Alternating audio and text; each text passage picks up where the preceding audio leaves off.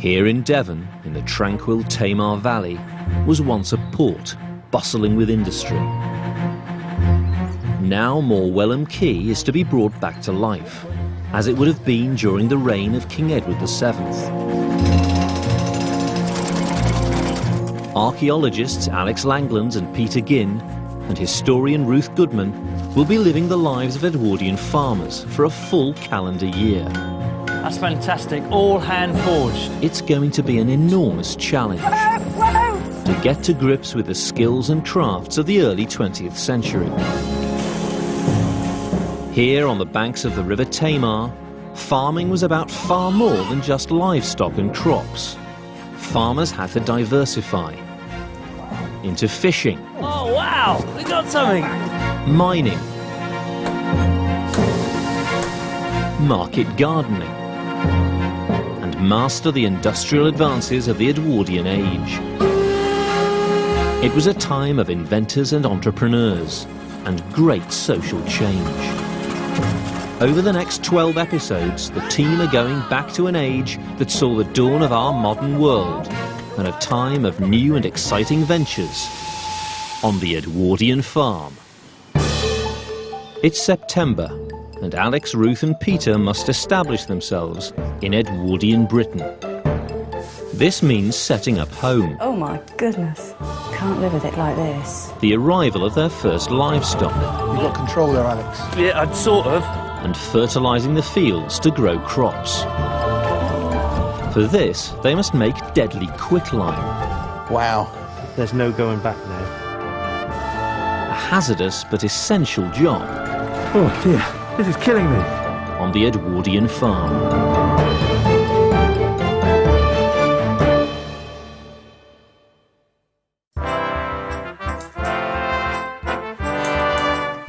The team are getting ready for their new adventure. My dad called me Oddhead for a number of years. That was kind. The Edwardian age began with the death of Queen Victoria in 1901, when her son, Edward VII, became king. It was to last until the outbreak of the Great War in 1914. So you excited about our new adventure, Peter? Very much so. You think about it, it's an incredibly exciting age, isn't it? Age of the wireless, there's an explosion in daily newspapers as well.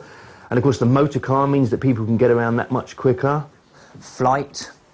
And like the difference between the rich and the poor too. I mean, at this point, it's at its most extreme, the social divides between aristocrats and you know, the next layers down. It's an age of exuberance. The salad days, you might say, before the hell of the First World War. I really do like the beard, but I think it should go.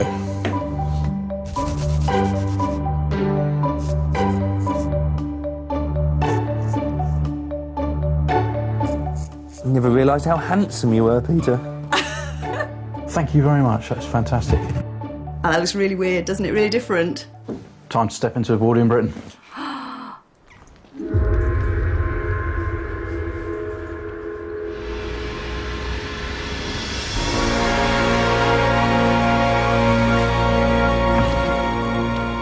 The River Tamar, the border between Devon and Cornwall.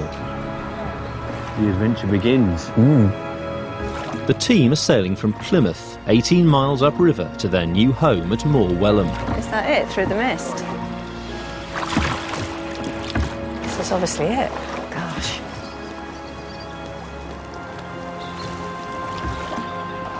Quite eerie. Like a ghost town, isn't it? It is. Huge water wheel as well. Oh, yeah. Look at this place.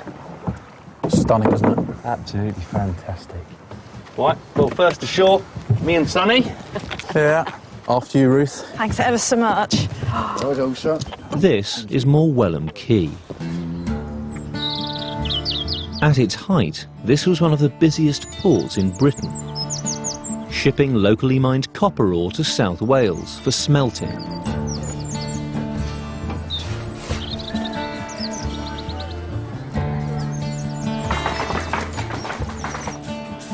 Welcome to Morwellham. Pleased to meet you. Anthony Powers will be their land agent for the year. Nice to meet you. Pleasant journey? Very much so. Yes, What a thank place. you. Well, absolutely, yes, and you've arrived exactly the right way on the river, because it's the river that's so important for this place. It was a way of getting out all the minerals mined around here, because this is a hugely important mining district. Ships are going up and down here carrying all sorts of goods: copper, tin, arsenic, lead, limestone, all sorts of things going up and down this river. Really heavy So it's, stuff. Really heavy stuff, yes. Yeah, yes, much easier yes. to do on a Yeah, river, isn't it? Absolutely, than- yes. Apart from all the mining, what else was going on this site? You've got a farm, of course. I mean, really to feed the industrial workforce that was in the area. And then we've got market gardening as well, just coming on to full steam in the Edwardian period, and they're growing cherries, strawberries, daffodils. Right, okay. Sort of cash crops, really, actually. Fantastic. And would we be expected to turn our hands to a little bit of everything? I think you would. I think it's a time where people maybe their traditional forms of earning a living are maybe getting slightly a bit dodgy, and so they're having to look around for other things as well. But with all these other industries aside, our core industry is going to be the farm for us. So I think Peter and I better go off and have a look at that. Have a look and see how you I'd get like on. to see where we're living, actually. Right, shall we I go think have a I'd look? rather get that sorted out first. There's a bit of work to do there, but we'll have a look, shall we?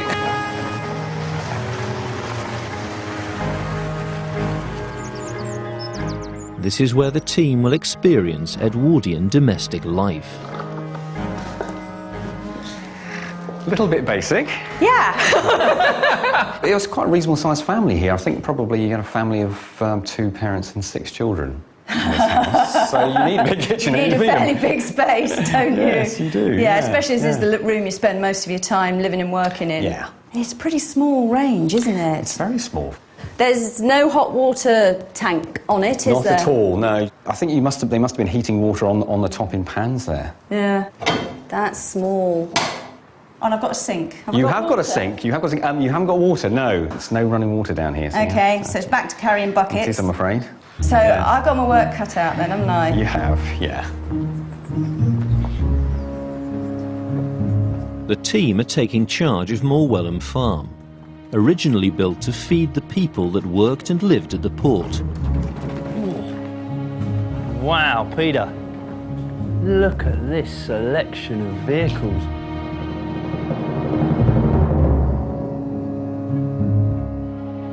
God, look at this. This water wheel once powered the farm's machinery. Big, isn't it? It's clear that farming in Devon will be different from anything they've experienced before, so they'll need local knowledge. They're calling on someone with a lifetime's farming experience, Mr. Francis Mudge. The Mudge family have farmed the land here in Devon for generations. So this is going to be our farm for the year then? Yeah, you don't look around and see the coast. The most pressing concern is working out what crops to grow. Do you think this will make a good arable field, Mr. Mudge? Oh yeah, this one is not too bad really for that sort of thing. To any crop in here, from corn, potatoes, kale, Right, mangoes, anything you like, you know. right. We were thinking of putting in a grain, either a barley or an oats, and maybe a crop of potatoes. Basically, one to thrash and one to mash. You would be better to till oats really, because you can feed your horses and that with oats, and what's left over you give your cattle and things like that. So we're looking for some oats then as our cereal crop. Yep. Peter and I are both thinking about potatoes because it was a bit of a cash crop in the period. So what about potatoes? Well, yeah, you till a few potatoes, they would grow well here, like, you know, and provided you'd have to keep your lime up. In Devon, Edwardian farmers applied alkaline quicklime to their fields. This neutralised the acidity of the soil caused by the granite bedrock of neighbouring Dartmoor. I mean, if we decided to kind of shortcut this and not lime the fields, what would happen to the crops? You only have half a crop, you wouldn't have a very good crop. How much lime do you think we'll need for this field? Well, you always say you will put about 2 tons of the acre on it now. Right, well, we're probably looking at up to about 10 tonne here if we go for the whole field, but I don't know, anywhere between 5 and 6 tonne maybe if we do 2/3, half. You do all that, and you should have good luck with your crops and everything else, like, you know. That, OK then, we'll get to it then. Find ourselves some lime, Peter. Yeah. This is a huge challenge. To successfully grow crops, Alex and Peter must find a way of making 10 tonnes of quicklime fertiliser. At the cottage, Ruth's already busy. The Edwardian way of scrubbing the floor is quite precise. Instead of just sploshing water everywhere, you work square by square. So each square is scrubbed wet and dried off, rinsed and re-scrubbed and dried off before you move on to the next square. God, it's been a while since this was done. Look at the filth coming off. What it means is that I can maintain me and my clothes reasonably clean, because it means I'm not swimming about, kneeling down in a whole load of water all the time.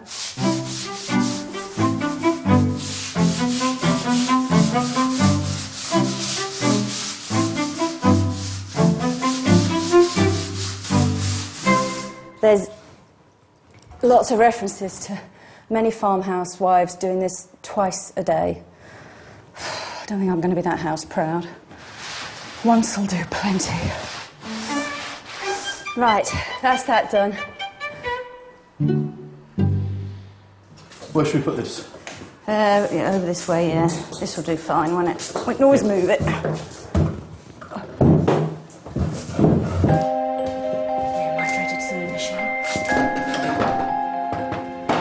Haha! All the pretty stuff goes on here. I'm really pleased with this. It's a really nice cottage Edwardian dresser, you know, made out of pine and stained and pretending to be out of oak. Nah, I'm quite excited about this, you know. So what's in here? Edwardian provisions. Wow, looks like you're not going to have to make many products. Pickled onions. Marmalade.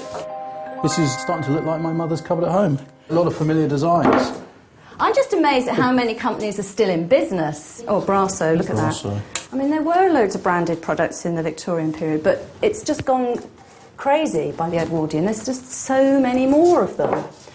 And they're beginning to sort of target them at different groups of people, aren't you? You're getting some advertising aiming at the working classes. Things like the Sunlight soap being aimed at everybody, and some things that are really being aimed at the middle classes.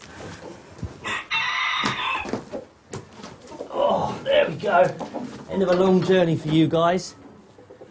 So this is going to be the first of our livestock on the farm. These are my chickens I brought over, and they're light Sussex is the breed. They're going to mix in with these Buff Orpingtons for a while, but you know what, I really fancy getting together a nice industrial sort of poultry concern on an Edwardian scale. There we go, boy. Fight at this one. So now we're going to have to look out for some cows, some pigs and some sheep and get this farm properly stocked.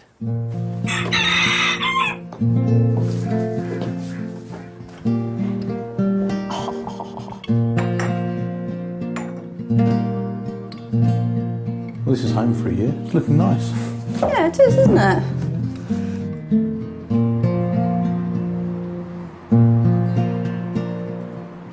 We have struck upon the most fantastic location. We've got everything. We've got the river, we've got the coast, we've got a fantastic farm, we've got a fantastic mining heritage and the market garden heritage. There's going to be so much to do, so much to keep us busy. It's quite an opportunity, really, a place that is so abandoned. The chance to bring it back, to turn the clock back and make a place live and breathe and hum, busy with people and life again. I think that myself, Alex and Ruth have a burning ambition inside us, and perhaps we do bite off a little more than we can chew. But I just hope that I'll be able to learn new skills, do right by the animals, and try my hardest.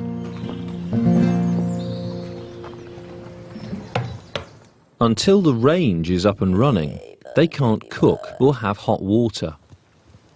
But there's a problem. Sneak out. Ooh! Can't live with it like this. Ruth turns to their land agent, Anthony, for advice. Hi, Anthony! Hello, how are you? I'm having a nightmare with it.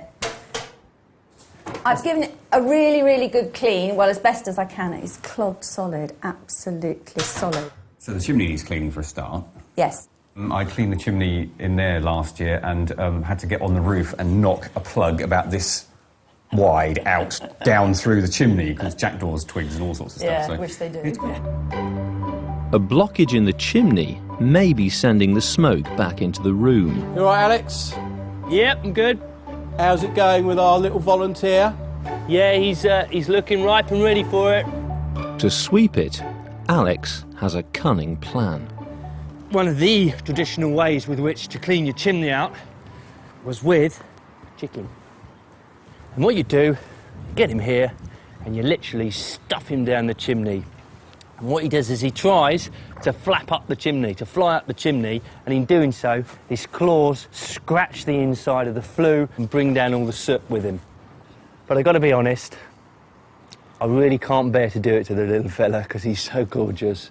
So I'm just going to let him get about his business. And we're going to go for plan B. What went wrong with plan A?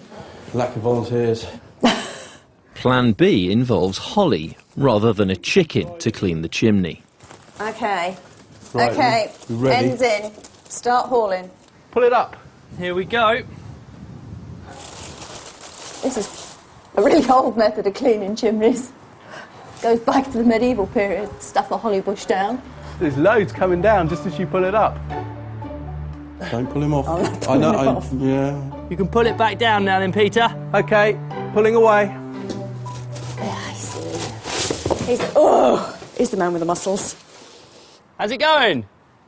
Work to treat. I think we've doubled the size of the chimney.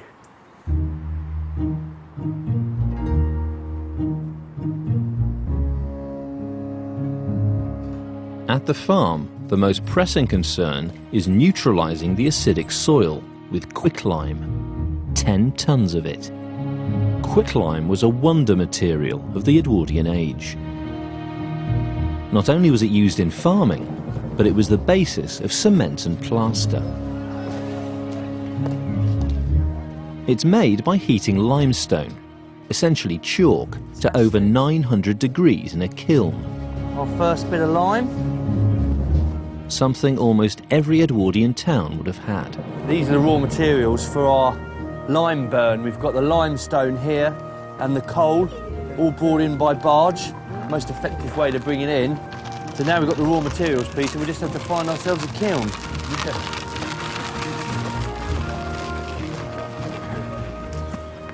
So here's our lime kiln then. Anthony's brought the boys to the kilns at Morwellham Quay. It's one of two, and they actually probably were being used up until the Edwardian period. Limestone brought up from quarries from Orreston on the outskirts of Plymouth, all built over now, and coal from South Wales. And to make quicklime, which is what you need for your fields, you basically burn layers of limestone with coal, right. And it converts the limestone into this stuff called quicklime, the lump lime, quite small pieces, which you can then pull out from the bottom, and that's what you then spread on your fields. Well, Mr. Mudge reckons we need approximately 10 tons of lump lime to go on our fields. Well, do we need to measure it and find out exactly how much this is going to make then? I think we should. Because we could end up with heaps of it all over the place, and goodness knows what we're going to do with it then. Rather than a little bit extra. Yes, yes. At the cottage, it's the moment of truth. Here we go.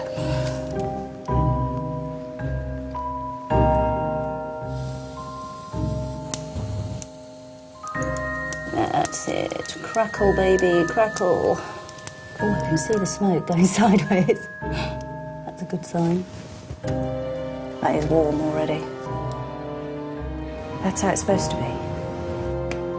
On the continent by the Edwardian period, people were abandoning coal cooking like nobody's business, moving over to the new gas. But here, we hung on to ranges a lot longer. So they were still manufacturing them right up until the end of the 1930s. I wonder if you can see it going up the chimney if I have a look in this inspection. Yeah, you can. Zooming up there.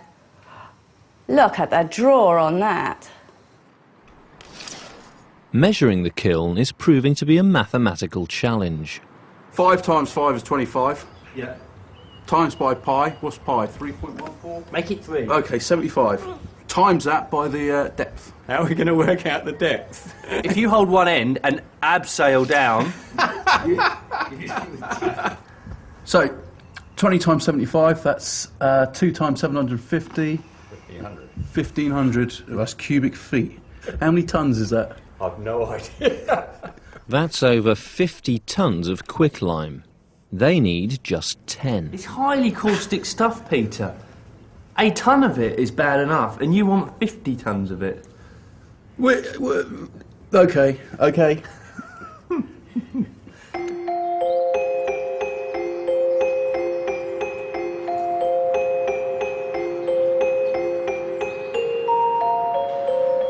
It's the end of the first week on the Edwardian farm, and already the challenges are mounting up. We're next to one of the world's biggest granite deposits, which means the entirety of the soil around here is going to be acidic. So we're going to have to do something to combat that. If we're to stand any chance of growing anything in it, we're going to need a whole load of lime. Quicklime. They do have the lime kilns down here. Yeah, exactly. We're right next to a set of lime kilns. Well, I think those are a little bit too big. Is the worm turning? No, the worm... When Peter first clapped eyes on these lime kilns, right, he was like, we're going to do a burn. We're going to do a burn. His eyes lit up. And I'm like, Peter, what's the tonnage? Well, there's a critical mass, you see, so you can't just do a teeny bit, yeah. So if we're going to do 3/4 full, we're looking at 45 tonne of lime to 10 tonnes of coal to 12 feet of wood. Well, I was going to say I could do with some lime, but I don't think I need that much. So you're sort of backing out, Peter, here? I think we probably end up doing a smaller kiln, just because of the amount of lime we actually need. In Edwardian times, there were thousands of lime kilns across Britain. Now there's just a handful, so finding a smaller kiln that's still working isn't going to be easy. Until they get some lime, their arable project's on hold. So the farmers turn their attention to livestock. Go on, girls, go on. Local farmer Matthew Cole is delivering an Edwardian breed of sheep that's particular to this region. Stay there. Make. Good dogs. Lovely looking animals. Yes. Yeah. And these are white-faced Dartmoors. Right. These sheep have been on these hills for centuries. They look quite small. Yeah, they are hill sheep. Right. They've evolved on Dartmoor, which is a large granite outcrop. The wind blows and the rain comes down, and these girls have evolved to cope with that. As a result, their body size isn't that big, but they make good use of the rough forage and what's available to them. Really, they've evolved for the area. And are they bred just for their meat, or...? These would probably have been one of the first dual-purpose animals.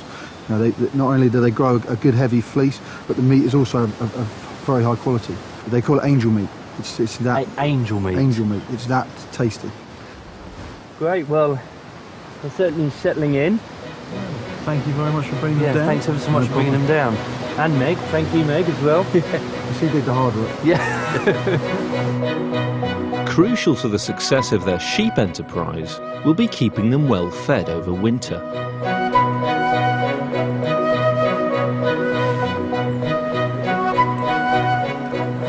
In Edwardian times, this river was the only way to deliver heavy cargo into Moor Wellham, deep in the Tamar Valley.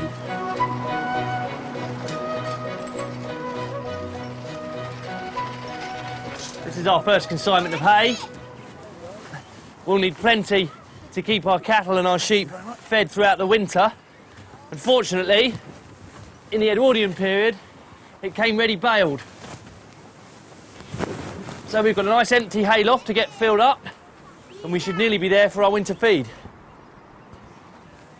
Today, the only Tamar barge that's fully operational is this one, the Shamrock, skippered by Peter Allington. It's really funny, isn't it? You sort of look at a sailing barge with no engines and you think, oh, really out of date by the Edwardian period. But that's just not true, is it? An awful lot of sailing barges were Yes, still in use. I think the barge skipper relied on three things: wind power, muscle power and tidal power, or probably a combination of several of them. You know, I mean, apart from the railway, which of course is several miles that way, getting anything in or out of this valley, this is really the only way to do it, isn't it? Particularly with any bulk cargo. Yeah. If you're talking of Morwell Ham, people immediately think of copper ore. Yeah. But you could have barges bringing in coal. Some of the coasting schooners that came up here, you know, they came as far away as Russia with timber, so... Yeah, that's an interesting thought too, isn't it? This is an international link. Yes. Yeah, this is not some little backwater. This is really connected. Having taken delivery of the hay, it must be stored in a dry place.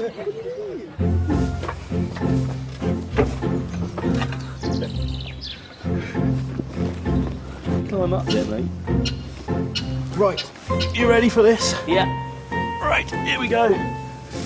Lovely job. It seemed a lot coming off the boat, but now we've got it here. Doesn't seem that much.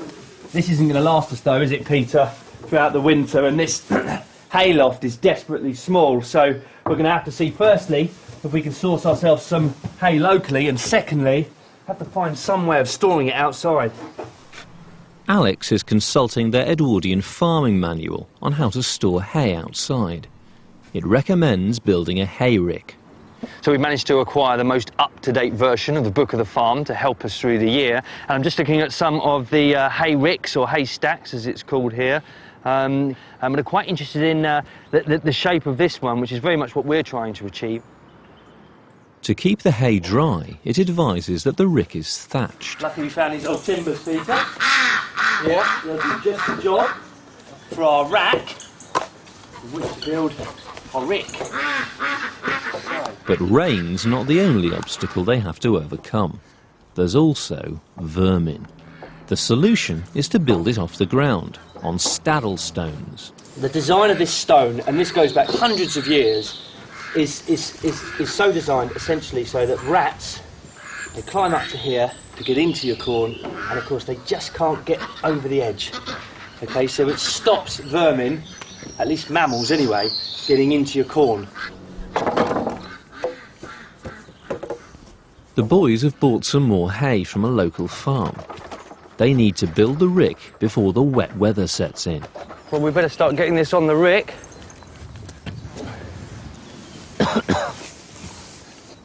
If the hay gets damp, indeed if it gets saturated and we can't dry it out, it's quite simple, it rots. It loses all of its nutritional value. So it's next to useless. So that's a disaster.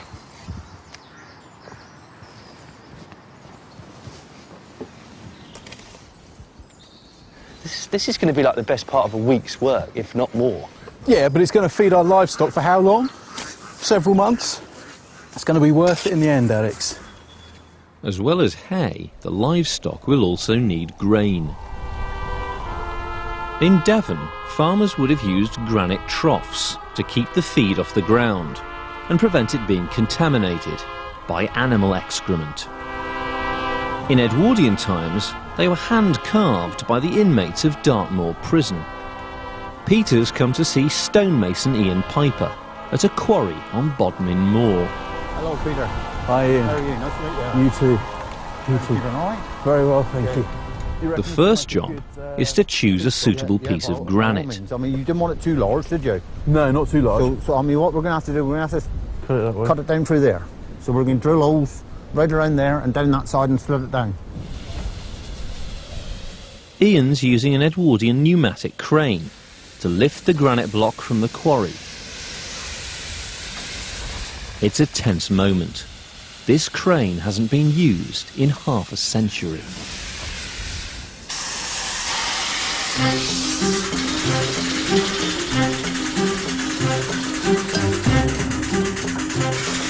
Seems to be working.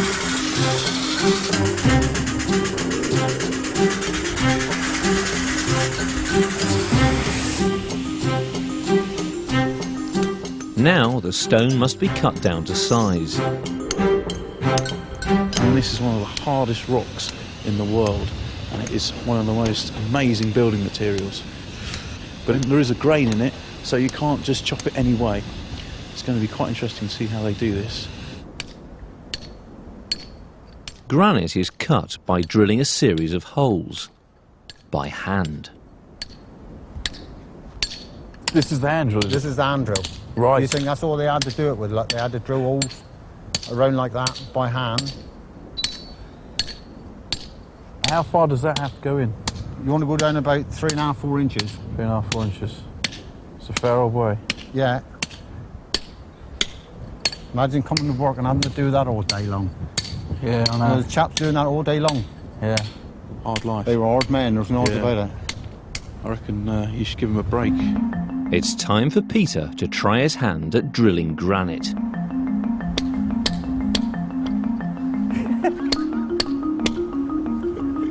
Apparently you get used to hitting your thumbs. Oh man, that is an absolute killer. Just doing that, my lord. With a cold hand as well. With the professionals back on the job within an hour, the holes are drilled. Now the stone can be split. That's what we call the plugs and feathers. Plugs and feathers. So obviously as you drive those, it'll split the stone out. You just keep hitting them? Yeah, one after the other. Yeah. This is the most critical part of the whole procedure. A clean break is essential, but they've got one chance to get it right. That's it. He's gone down there. Fingers crossed? Yeah, fingers crossed. Yeah, that's excellent. With the granite block cut to size now, they can hollow it out to make the trough. It's a job that will take days. Do you reckon a sort of farmer would have been able to split his own granite stone? No. No. Farmers we know about to do it. All right for milking a cow, but not splitting granite.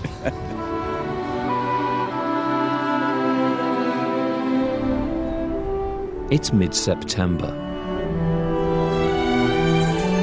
Alex and Peter hope they've stored enough hay to feed the livestock. They must ensure it's kept dry all winter.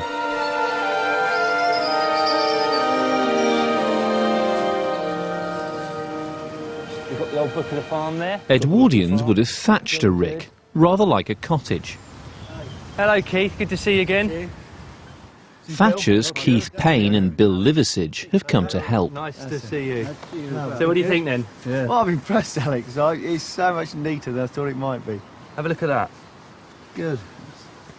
Now, Alex has read about an ingenious way the Edwardians mechanised thatching.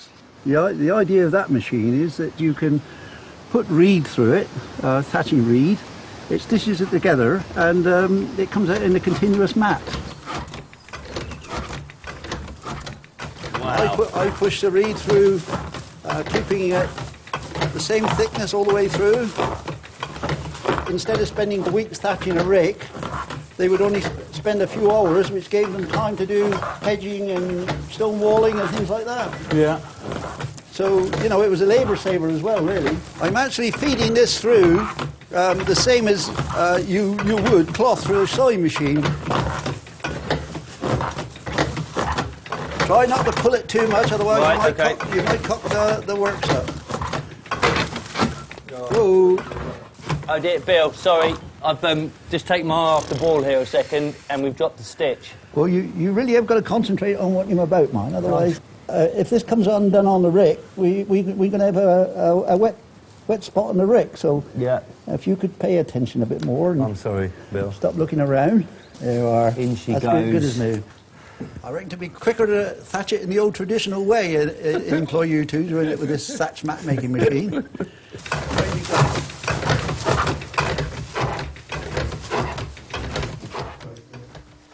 Back, and then stop, and then cut. About there.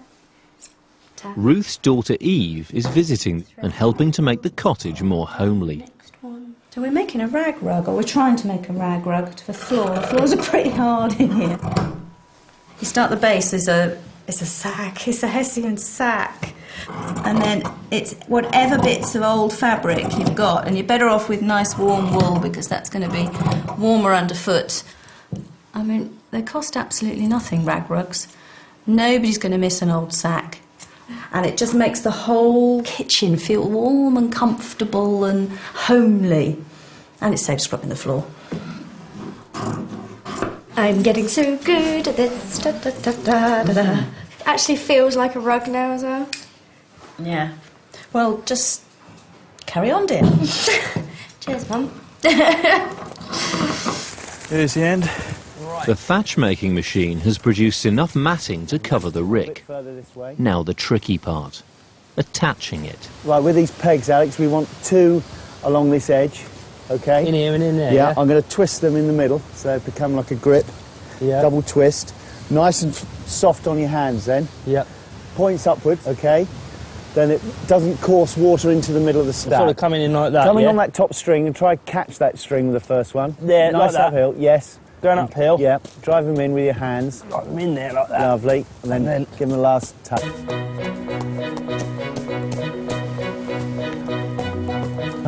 Oh, look at that, no hands. Traditionally, this rick would have been thatched by lashing bundles of straw to the roof, a process that would have taken 6 hours. Last few fixings. Using the machine-made mats takes just 40 minutes. Oh, there we go. One waterproof rick. Good job. Well, lads, you've done an excellent job. I'm sure it'll be waterproof. Well, let's hope so. Just one little thing that I think you ought to be wary of when you uncover it and feed it to the animals in the winter. Right. Just be aware of the spores, the white spores that come out, because it will give you a thing called farmer's lung, right. And it will give you breathing problems in the future. So right. I would suggest that when you uncover it, you do wear a mask. But other than that, I'm sure it will stay nice and dry, and the animals will appreciate it in the winter, the hard work you put into it.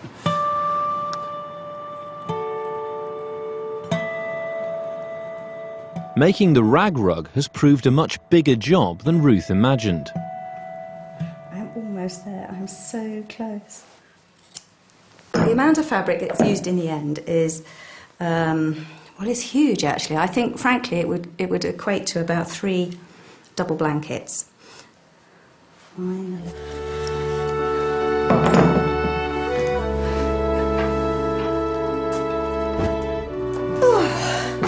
There we go. My rag rug. When it does eventually wear out, a thing that's made from scraps and other people's rubbish will go on the compost heap and be useful yet again.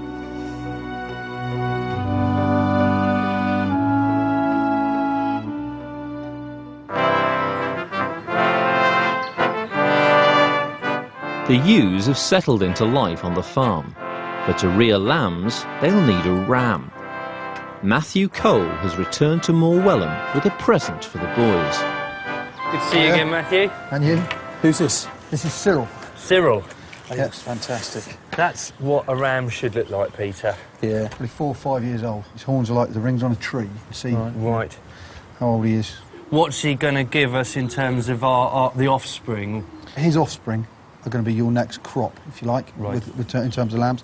So you're looking for a good broad body right back through, and you're looking for, back through here, you've got all your chops. Yeah. You've got your 2 shoulders, you want plenty of meat there. Yep. And then you've got your 2 expensive legs, your legs of Right. lamb at the back. That really is the sort of money That's end, the isn't money it? end. In order to tell the thickness of the skin on a sheep, which tells you how hard he is, you just feel his ear and you feel how thick it is. You know, that's proper leathery, proper thick. The thickness of that ear, basically, that's going to tell you how thick the skin is. That's right. And that'll give you a representation of how hard, well he's going to resist the weather. Well, I think he's quite eager by the looks of it. Yes, so he is. Yeah, he's soon we'll making get my him out. arms ache. Okay, let's get him out there. You've got control there, Alex. Yeah, I'd sort of. Just hold him there. Don't let the dog see the rabbit. Ready to send him in? Time. Okay, then. Go on, chap. Go on, Cyril. There we are. There's no messing, is there? Oh, no.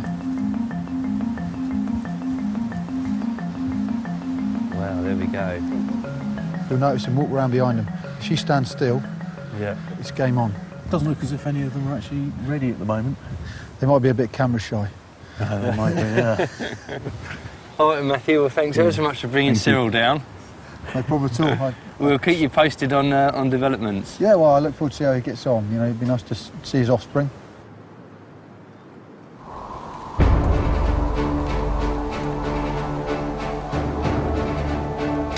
A week's passed since Peter commissioned the granite trough. He's returning to the quarry to see how they've got on. Is it taking a long time? A lot of work? About a week. Right. Week and a half. Fair old time. Yeah. So you're talking a lot of hours gone into it. Yeah. That is a work of art. 1, 2, 3. Now Alex and Peter can deliver it to their flock of sheep. Yeah, I think you've got the short straw here. Well, anything but lift it, mate. Wait.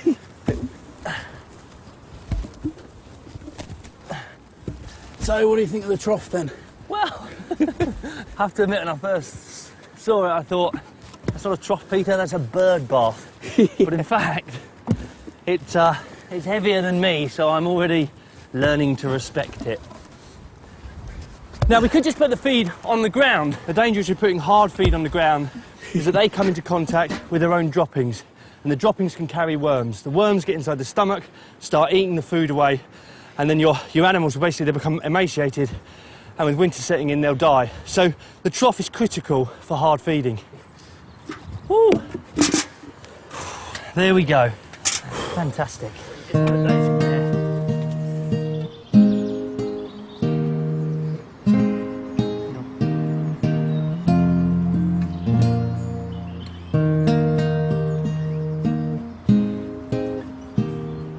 At first I was really sceptical about Peter's granite trough endeavours, but I have to admit it's the ideal trough to feed your animals from the field. It's heavy weight, so they're not going to knock it over.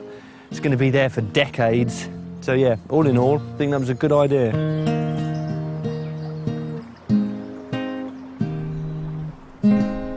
It's late September. After a long search, Alex and Peter have found a smaller lime kiln that should produce the 10 tons of quicklime they need. Colin Richards is a quicklime expert and will supervise the burn. So this is it, yeah? This is it. I think this is far more manageable. In this kiln, limestone will be heated to 900 degrees. Easy to fire, so hopefully at the end of the 4 days here, you'll have some lime to be able to use on your project. Fantastic. Stafford Holmes helped restore the kiln and will be in charge of loading it. Pleased to meet you too. Well, these are certainly in much better condition, these kilns, than the ones we've got down in Morwellham. Well, they should be. They've been very carefully repaired. When were these kilns in operation? The last time they were burnt continuously was probably around the 1950s. So this is limestone, and we need to turn this into quicklime. That's right. And how do we do that? We apply heat to it, basically, and that involves, with this kiln, creating a fire at the bottom, which we start with wood, then we put a layer of coal, and then layers of limestone, layers of coal, right up to the top of the kiln. Well, I suppose the fumes are toxic coming out the top.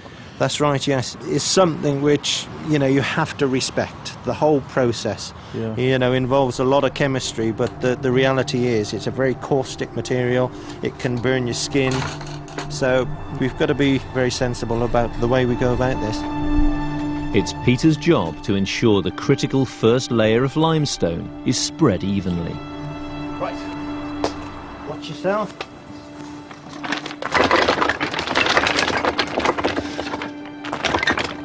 It's looking good. Next, a layer of coal.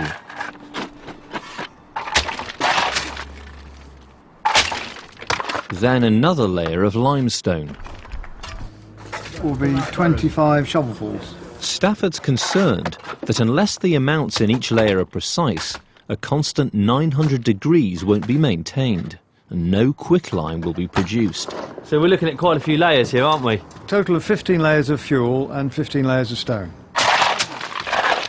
100 kilograms, 20 shovels. 21. So every shovelful is counted in. 18, 19, But the level of precision necessary means the loading is taking longer than the boys had hoped.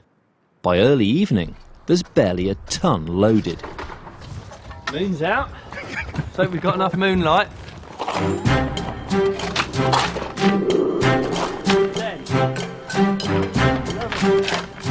It's late, and the kiln's barely half full. Loading it by hand is taking its toll. 28. 30. Oh no, stop! 31. What do I do? He's becoming delirious. 33. Doing this completely by hand has given us a real insight into what it must have been like to load these things. I mean, they would have had trains delivering the materials here, but I wouldn't have been surprised if these have to be stacked in this way, that it would have been a man with a shovel doing all this work. After 18 hours of shoveling, 12 tons of limestone and 3 tons of coal have been loaded. There we go. That's it all in. Finally, it's time to light the kiln. You ready for an ember, yeah? Where do you want it? Just here? Yeah. The paper, yeah, just get the paper going.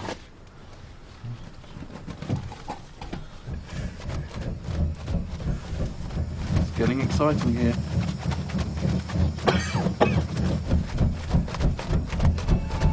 And it's starting to go.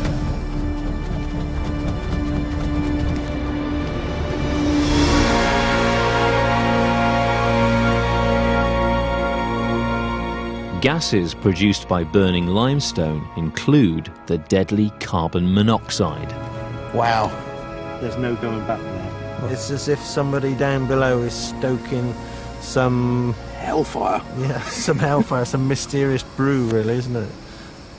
During the 19th and early part of the century, when there was a lot of rural poverty around, people who were on the road would come and sort of sleep around the kilns. And if the carbon monoxide rendered them unconscious and they turned over, rolled into the furnace, there was no way back. They were roasted alive. Now they must take it in turns to keep watch on the lime kiln for 3 days and 3 nights.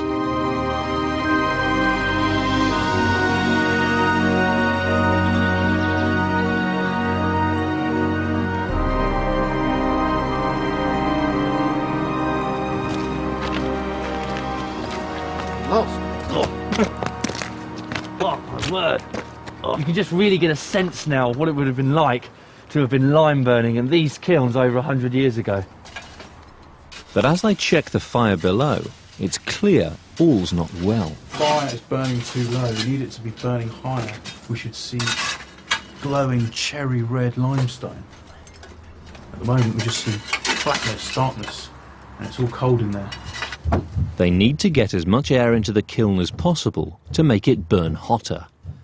If the fire goes out now, it would be disastrous. Back at Morwell Quay, Ruth's cooking up a treat for their return. Sheep's head stew. This is one of the most gruesome things I've ever had to do. Now, the recipe I'm using comes from this fantastic little booklet called The Best Way. The cheapest cookery book in the world, it says. After preparing the head in the usual way, put it in the stew pan with the tongue and cover with the water. That whole sentence, prepare the sheep's head in the usual way, it really points out what a common dish this was for the less well-off. Unsurprisingly, the head of the sheep is pretty much the cheapest cut on it. So if you've got to buy meat, or if you have got beasts and you need to sell most of them on, this is pretty much the cheapest cut. There is quite a lot of meat on it, though. Funny enough, in the Edwardian period, people were doing this a little bit less than they had before. Ship technology and refrigeration technology began to make it possible for meat to be brought halfway around the world. And frozen lamb from Australia and New Zealand began to become the sheep meat of most ordinary Britons rather than our native homegrown sheep. Because with New Zealand lamb being cheaper, you could actually have a lump, a joint, for the same sort of price as you might have something like a head. This sort of idea of getting as much as possible out of a really small amount of meat is such a theme through Edwardian cooking. People are mostly living on really starchy, solid things like large bowls of potato, lots of bread, lots of oatmeal, which is cheap and fills you up. Because it's a really, really bland, boring diet. So a little bit of meat, even if it's something like a sheep's head, just adds so much flavour into these really, really boring, stodgy basics. For 2 days, the lime burners have been tending the kiln, trying to get as much air into the fire as possible. But Colin's still concerned. The worry is that if there's not enough air going in, it can actually go out. So we would have to shovel everything out, and that would be it, failure. Yeah, it would be raking it out. We had a big hole to put it in at the top, and a little one to get it out at the bottom. Yeah, so it would take ages. It would. All they can do is hope their efforts haven't been in vain. There's one sure way to test whether this limestone's been burnt or not, and that's to add it to water. And if it's been burnt through, it should slake. If it hasn't been burnt through, it will just remain as a stone. Okay, let's see it go in then.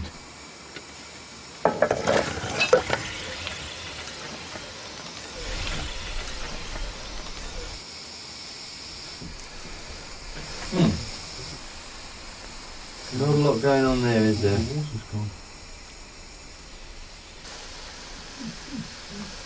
There it goes. Wow! There it goes. Look at that! That's excellent! That's amazing. That's the transformation from limestone to quicklime to lime putty, which is what we're after. And if the rest of the kiln's like that, then we're in business. It's the 3rd day of the burn, and all the limestone should have turned into quicklime. Now the dangerous part, unloading the kiln. Quicklime dust reacts violently with moisture, so if it touches skin or is inhaled, it will burn. Time for some Edwardian health and safety. As I am likely to sweat an awful lot whilst doing this because of the heat of the kiln and just the physical activity, I've made myself some protective gear. So I have my hood. People will laugh, but I think I shall have the last laugh. I even made myself some mittens. Long sleeve numbers. Oh. I've got an apron here. I'm going all out for this. Can't see a thing. Last thing, goggles. If I say goggles, they're more like shades. There we go. I'm ready to deal with the quicklime. Let me take these off so I can see. You look like a giant teddy bear. Right, well, with all that gear then, I suppose you should be the one that's right in at the stoke hole, yeah? Yeah, the coal face. The burn should have produced 10 tons of quicklime, all of which must be unloaded by hand. It truly is an awful job. The mesh is used to separate the quality quicklime from the spoil. Ah, this is killing me. Probably quite literally. Right. So here we go, it's the final process of the day. This highly caustic substance is going into our barrel, and then we can get this back to the farm, but it's an absolute joy to have got so far. Here we have it, caustic lime. It's what we came for, and it's what we're going to come away with. After 3 days of back-breaking work, they've produced 10 tons of quicklime. Now they must get it onto the field. Dead all the way. This is what it's all about. This is why we did the lime burn, to get this on the fields. Stand, whoa, wait, steady. Whoa, whoa, whoa, steady, steady, steady, boy, whoa. It's been a long few days. Stand there, boy. But it seems that this fella's as new to lime spreading as we are. That's it. Wait, steady. In Edwardian Devon, it was often part of a tenant farmer's contract to lime his fields to neutralise the acidic soil. This really does kick-start our arable project. We're getting the fertiliser on, this will start slaking, we'll work it into the ground, and then all of this lime will invigorate the organic matter in the soil and create that fertility that we'll need to grow our crops. Whoa, stand there. Just easy, it's all right, it's good. Rain's on the way, so they've got to work fast to avoid disaster. This is going to start slaking in the back of our tip cart, which means the tip cart might catch on fire. There are accounts of these wagons full of quicklime, caught in a rain like this, whoosh. Stop.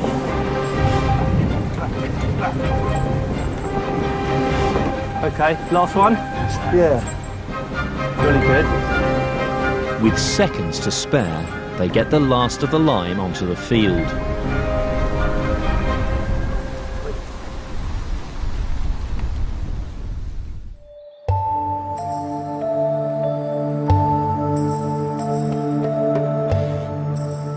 The exhausted boys have returned to the cottage. It's a chance to catch up with Ruth over the sheephead stew. How'd it go? Very well, thank you. Very well, actually. Remarkably well. I have to say, Ruth, your rug looks tasty, but I'm not so sure about that. I'm not normally queasy about food, but I've got to say... Well, I did wonder about taking the head out and not telling you what was in it. Oh, dear. But then I thought, I don't know, they're big tough boys. They don't How know. cruel. So, tell me about this line then. To be honest, there wasn't that much to see after the loading other than an awful lot of smoke. But the stuff we're getting out the bottom seems to be top-notch. Yeah, we've got some pretty good lime, actually. So you pleased to have the cottage up and running now? Oh, I certainly am. It's marvellous when we get on with things. It certainly looks a lot more homely than it did the first time we stepped in here. Yeah, it does, doesn't it? Nice and warm as well, actually. That range is really kicking out. Yeah, I can feel that there. I can feel that heat out of my hand. It's pretty good. I sort of feel now, you know, a month under our belts, it's all ready to start, isn't it? We've got all sorts of enterprises we've got to start kicking off. I mean, one of the big things, certainly in the Edwardian period, was this market garden. So we've really got to get our heads around that and how we're going to approach that in the coming months. Cheers. So we've got our rick, we've got all our hay there.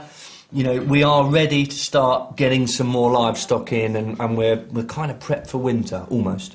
Well, we've got the team all assembled, so Edwardian Britain, here we come. Yeah, it's great to be back in the saddle. Well, it's all here. It's just a case of bringing it back to life. Next time on Edwardian Farm, time to branch out into new ventures. Market gardening, egg production, and a beef herd.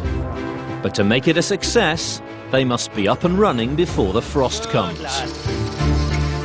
Then they can see in the winter with an Edwardian Halloween. Coming up, the voices of our ancestors, celebrating the chaotic, dynamic history of civilization with Richard Miles and Ancient Worlds, brand new, next on BBC Two.